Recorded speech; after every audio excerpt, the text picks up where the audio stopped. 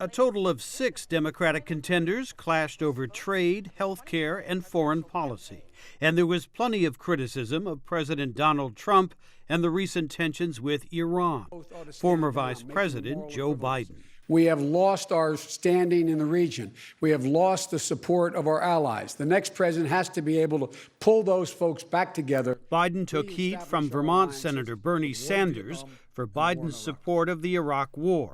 And Sanders said he worries the confrontation with Iran could get much worse. And right now, what I fear very much is we have a president who is lying again and could drag us into a war that is even worse than the war in Iraq. A similar concern from former South Bend, Indiana mayor and military veteran Pete Buttigieg. We can continue to remain engaged without having an endless commitment of ground troops. But what's going on right now is the president's actually sending more.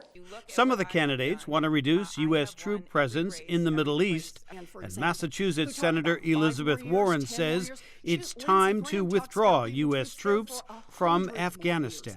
No one has a solution and an end point.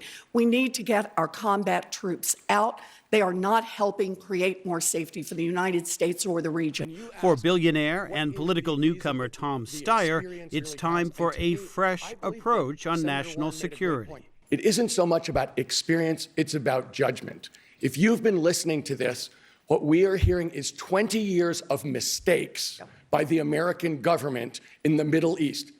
Democrats also jousted over which of them is best equipped to beat President Trump in the election. Warren sought to dispel the notion that a woman candidate would be at a disadvantage. Can a woman beat Donald Trump? Look at the men on this stage. Collectively, they have lost 10 elections. The only people on this stage who have won every single election that they've been in are the women, Amy and me. This was the final debate before Iowa voters head to the polls on February 3rd to begin the process of choosing a Democratic nominee to take on President Trump in November. Jim Malone, VOA News, Washington.